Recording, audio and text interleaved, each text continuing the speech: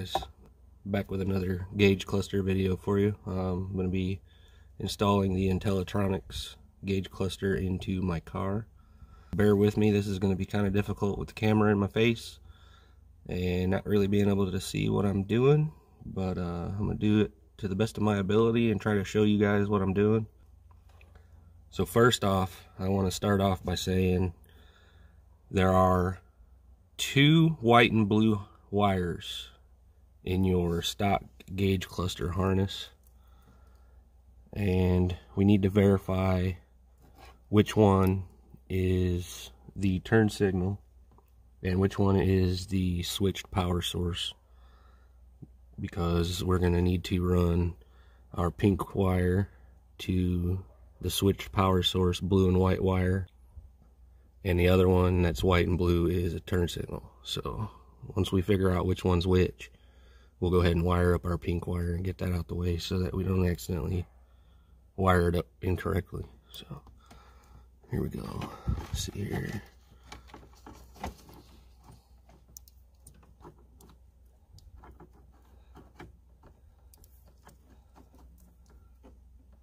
So we have a white and blue wire here, and the other one is here.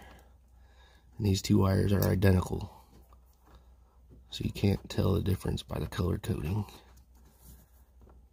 So this one is the second one over on the top. So the second one over from the top would be here. So we'll go ahead and plug our test light into that. And this is just a little makeshift test light that I made out of a LED light. We got that plugged in. Turn on the power.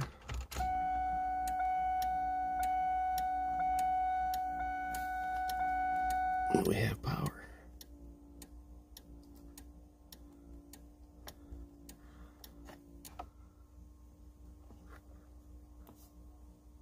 And we know that's not our turn signal because it's not flashing.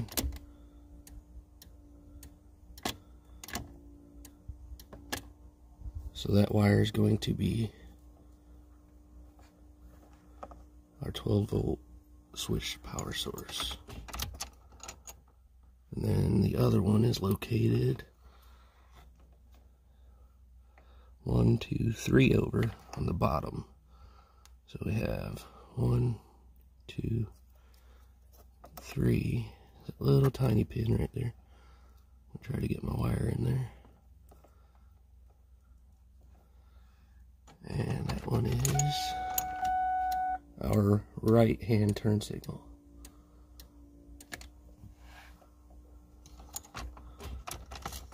Alright, so now that we've established which one is our power wire,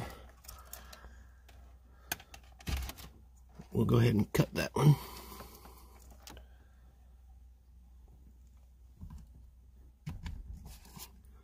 So we don't get confused later. Alright, so that's my 12-volt power right there.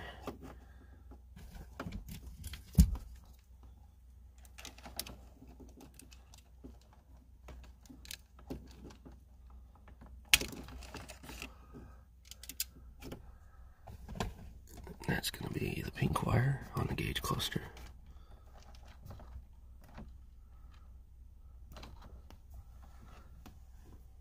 I'm not a big fan of butt connectors for wiring. I'm not a big fan of wiring in general, but we're going to use butt connectors. Usually I solder stuff and heat shrink it. And butt connectors are just so gaudy and take up a lot of room, especially when you're trying to put everything back together and hide it. Kind of makes it difficult. So we got a piece of heat shrink here. Let's slide that over our wire.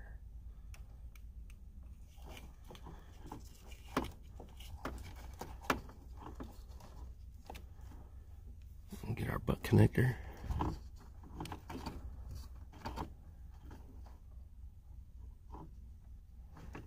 And our pink wire.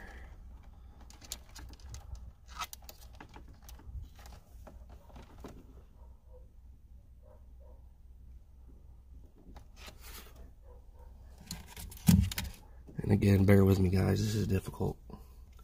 I already have a steering wheel in my face and now I've added the camera, so.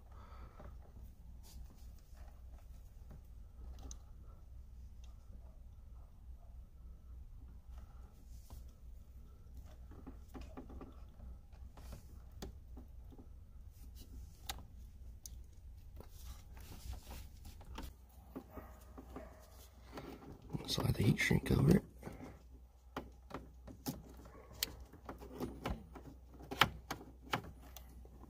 And hit it with a mini torch.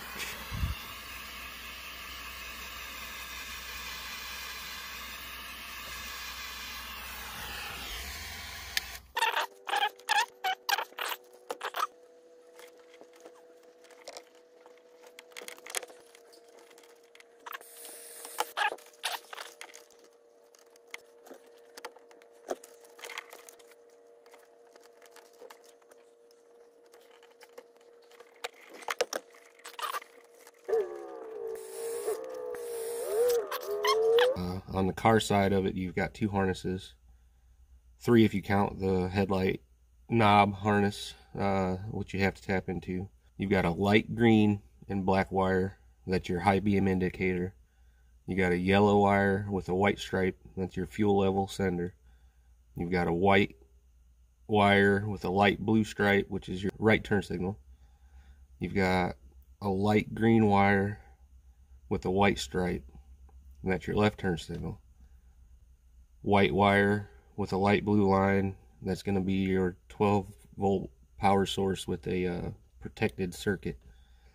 That's the one I tapped into. There's black, that's the ground. Then you got your violet and yellow, that's your brake indicator. And then you've got a white and a red wire, and that's your oil pressure. On the gauge side of it, your white wire runs to your speedo. You got a green wire that runs to your tach. You've got an orange wire, that's your oil pressure. Your fuel level is yellow.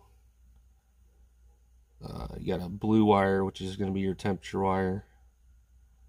Check engine light. If you run your PCM still, you'll have to disable your PAT system to run these gauges. So if you are running with your PCM, your check engine light is going to be a green wire with a yellow stripe. You'll have to hook up your brake indicator light, which is a tan wire. Your high beam indicator, which is a brown wire. Purple wire is going to be your dimmer, which you'll tap into the brown wire on the back of your light switch. That way when you turn on your lights, your gauge cluster dims by 50%, so it's not blinding you at night. Your ignition power wire, of course, is the pink wire. Black is ground. And your right turn signal is going to be a solid gray. And the gray wire with the black line in it is the left turn signal. I'm going to hook up the remaining wires I have, and then I've got to run 3 separate wires. One's got to go to the sending unit on the transmission. One's got to go to the temperature sender, and the other's got to go to the oil pressure sender. I ran this wire to my MSD ignition box. This is going to be my tach wire. All right, here we go.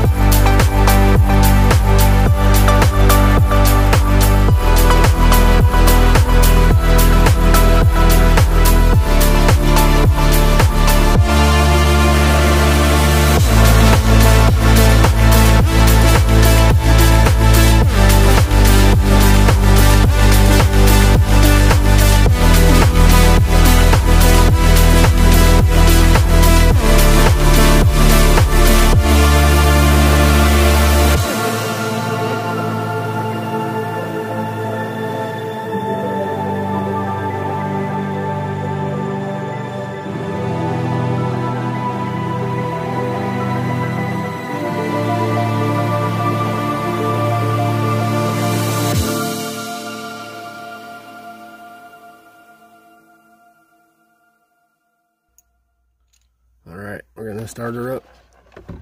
Let's see how everything looks. But I still gotta hook up the oil pressure sending unit, the temperature setting unit, and the speedometer, so I'm not gonna button everything up.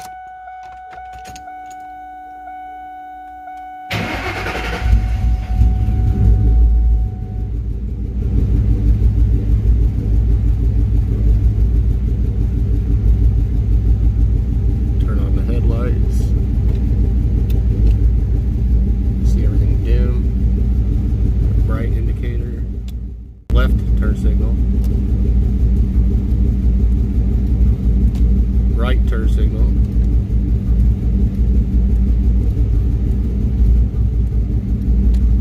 Turn the headlights back off.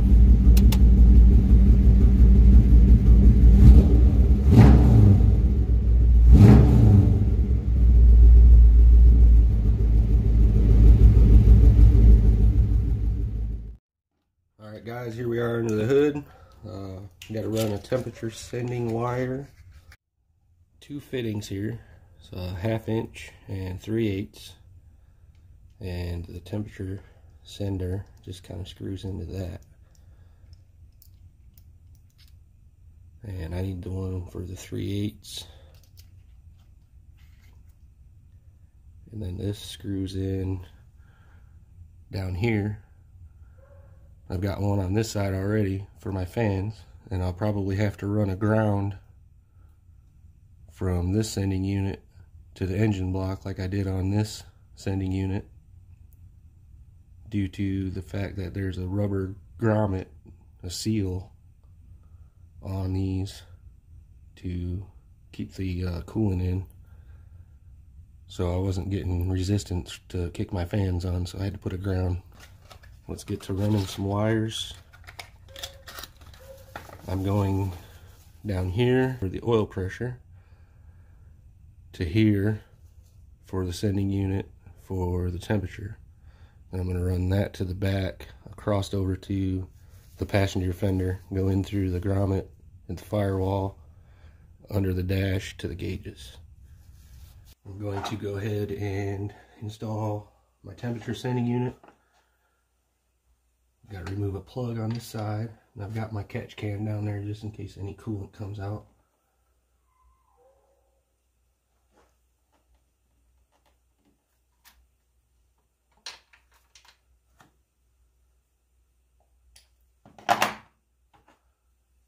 Not much, just a couple drops. I got lucky. And it says not to use any sealer or anything on the sending unit. Like I said, it's got to get a good ground.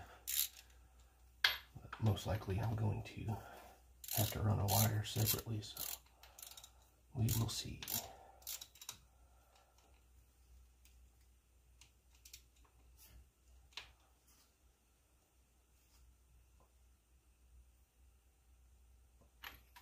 It's nice and snug.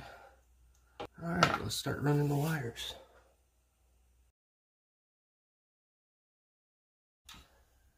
Alright, so what I want to accomplish here is I need to get these terminated where they're going to be at on the motor. This red one's going to be my oil pressure. Alright, we'll get these connected and then loosely run everything. Try to get a measurement on how much wire you're going to use.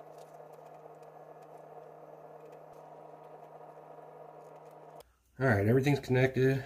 Another thing I like to do is I've got some of these real small zip ties, and kind of zip tie everything loosely to kind of keep everything where you want it. So I'm going to zip tie these two together here at the front.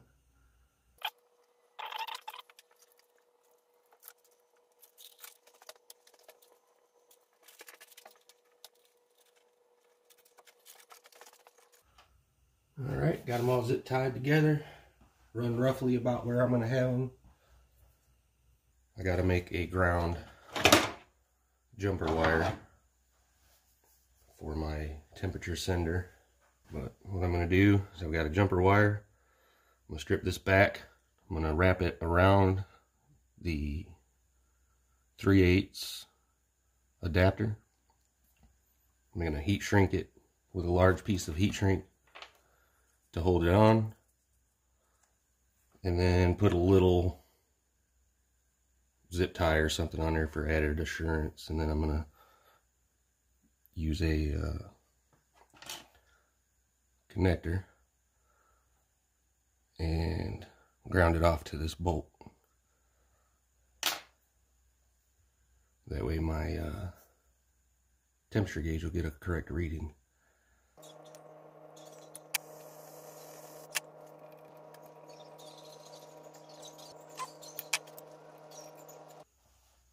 And the way I should be doing this is to take this off and drill and tap it for a small machine screw. Put another one of these connectors.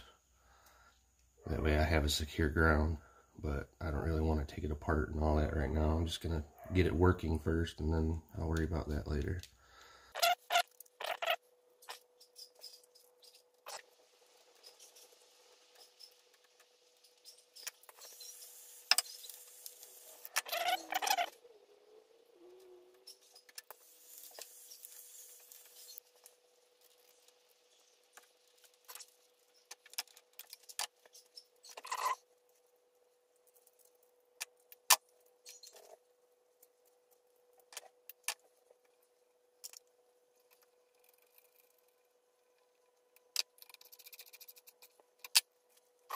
Ground is done.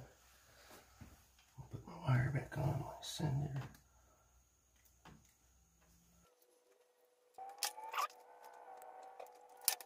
Now it's time to install our big gaudy oil pressure sending unit, and we got to create a ground for it to connect to the engine block. So do that real quick, then we'll jack the car up and get under there. And there she is. Alright, there's the sending wire. I'm gonna go ahead and loom this up, at least to here. That way I don't have to pull it back out. Use electrical tape for that.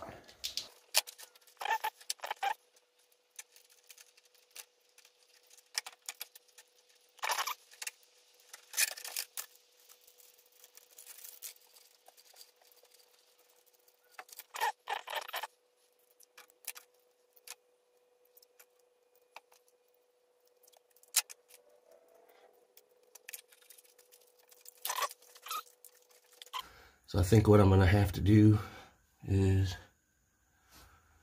remove this plug in this sending unit and put this plug here, and then put my new sending unit here, because I think it's too big to fit here, but we'll see. Probably going to make a little bit of a mess.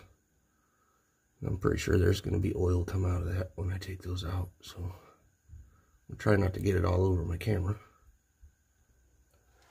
Alright, so the first thing I want to do is go ahead and attach my ground wire, because it's kind of tight with the camera and everything down here. I'll go ahead and get that out of the way.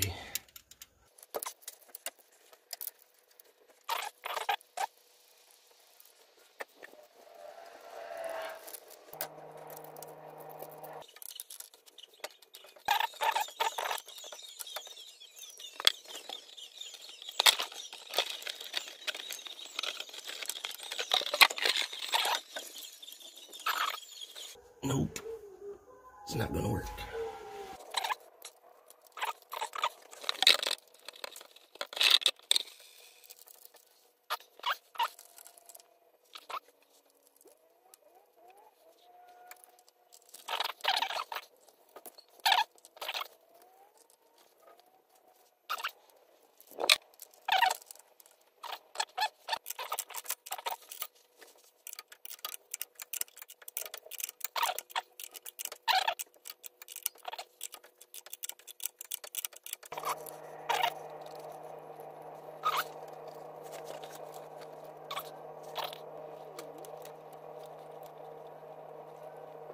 Alright, there she is, installed.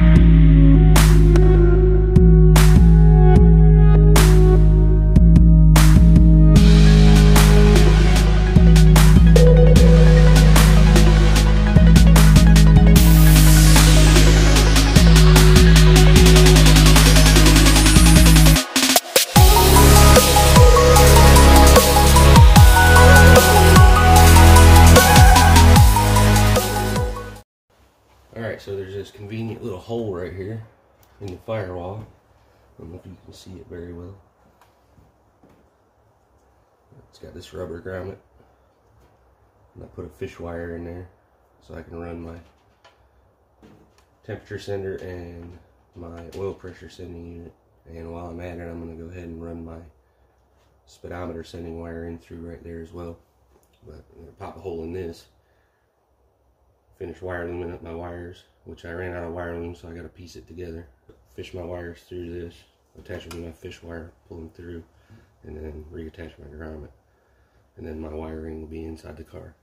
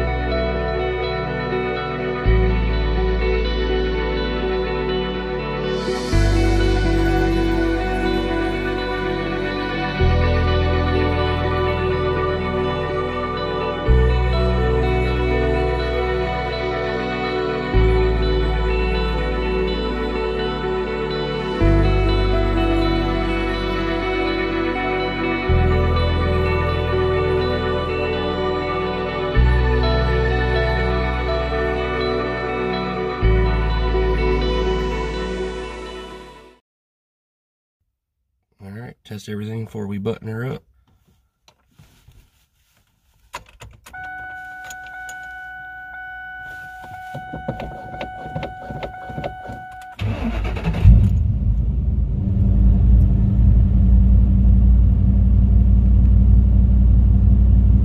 Got fuel, oil pressure, volts, RPM, and the temperature's going up, so I think we're good to go. Hell yeah! So there's a few things left I need to do to button this video up, and it's getting quite long already, so I'm just going to run through a quick list for you, and then I'm going to time-lapse through everything so that we can get to the drive and the calibration of the speedometer. Got a couple screws left to put in my headlight switch, 4 screws to put in my cluster. I'm going to pull these wires back out, and I've got a Dremel set up with a carving bit, and I'm just going to notch this out right here. That way my wires have somewhere to rest, and that'll give me a little more length to get everything mounted into the bezel and get the bezel in there properly without messing anything up or possibly pulling a wire loose. And I've also got to hook up the sending unit wire to the transmission, and there's a ground from that sending unit that needs to be made to the chassis.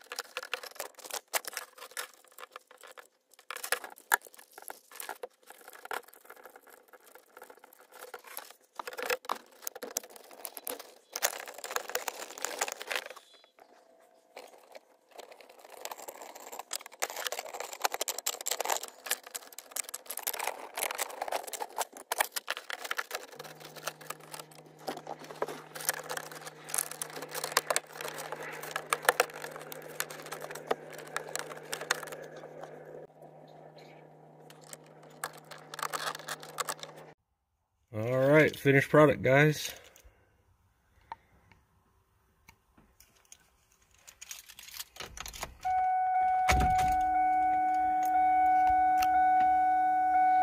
So other than drilling into my bezel to put these buttons in,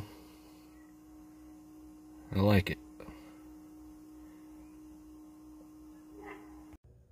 Alright, so here we are under the car, and I need to disconnect my speed sensor and my reverse light switch harness. And I'm going to go ahead and pull this whole harness out so I can clean it up. Somebody used entirely too much tape on this. I wonder who that was.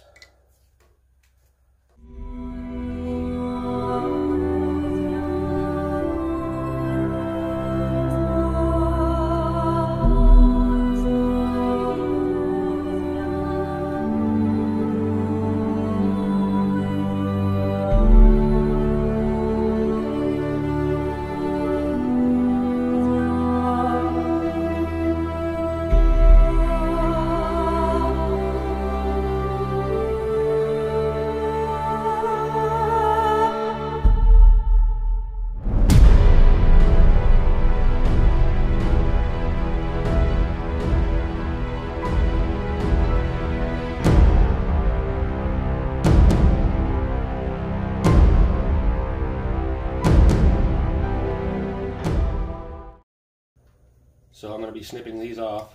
This harness is only one wire in here. This is the orange wire. It goes to your backup switch. So if I ever need this harness again for anything, I have plenty of wire left over to get into. So this wire, like I said, is your backup wire. Then you have 3 wires going to this harness. The pink and black wire is your other backup switch wire. Go ahead and snip that one off. Then your green and white wire is your output shaft speed sensor wire to the PCM. So that's going to be the high output wire. You're going to connect this to your gauge. Go ahead and snip that one. And then this gray and red wire is a multi-point wire. It connects to everything from your coil packs to your throttle position sensor, etc. I'm going to go ahead and snip that one off. That's going to be my ground.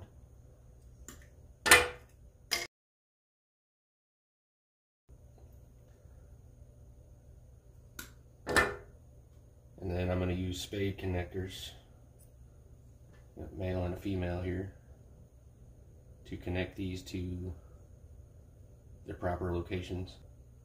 So I'm going to go ahead and loom this back up, get it back in the car where it needs to be. That way I can check all my links and go ahead and connect these.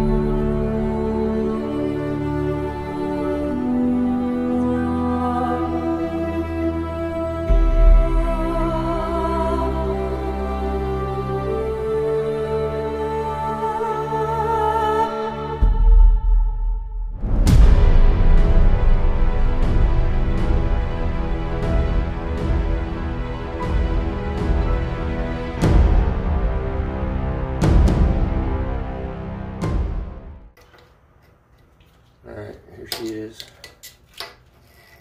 Got my speed sensor, backup switch harness. This goes down under the trans tunnel, connects to your transmission, and then this connects to the wiring harness at the passenger side fender.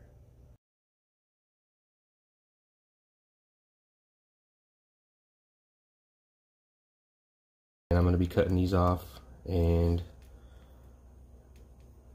just heat shrinking and taping up the remaining wires that I don't need. This one here has a jumper on it.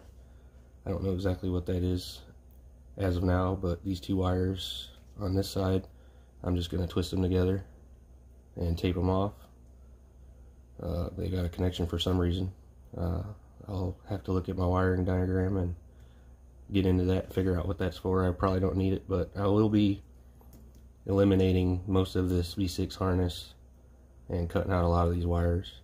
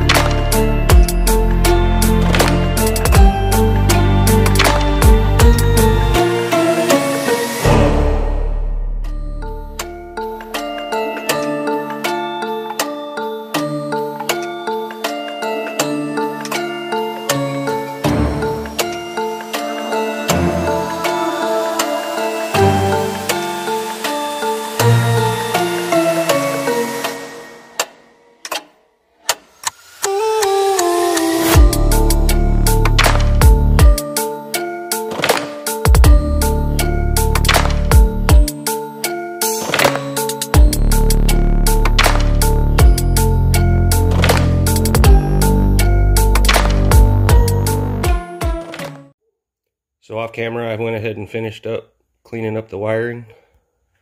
We're getting ready to take her for a test drive and calibrate the speedometer. I want to verify my backup lights are working real quick.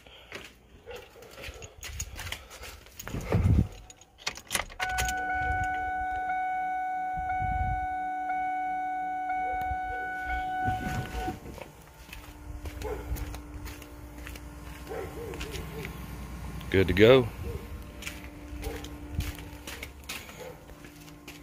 Alright, so I have driven to a location where I have a marked mile, and it says to hold the calibration button, which on your gauge cluster is going to be the button that had the longer of the two sets of wires, which is going to be this one. You're going to hold that until it starts to cycle through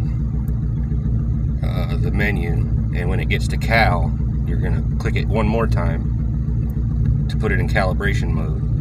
And then it also says to drive the distance of a measured mile, start and stop, and then push the button again. And the mile per hour doesn't matter. I'm using a GPS speedometer for my mile marker,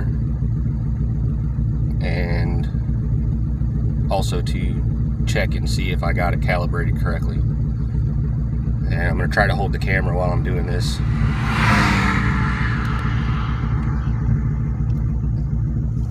So here we go. Press and hold.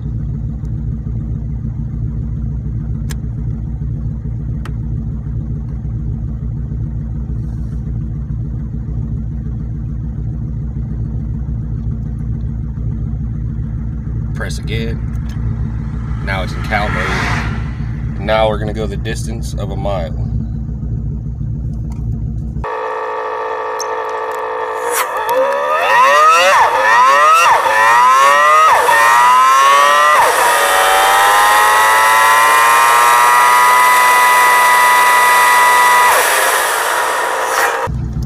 That's our mile, so we'll push the cal button one more time. And now we'll double check to see what the speed is. Keep in mind the GPS speedometer could be off by just a hair. I know they aren't perfect, so I think I've gotten it as good as it's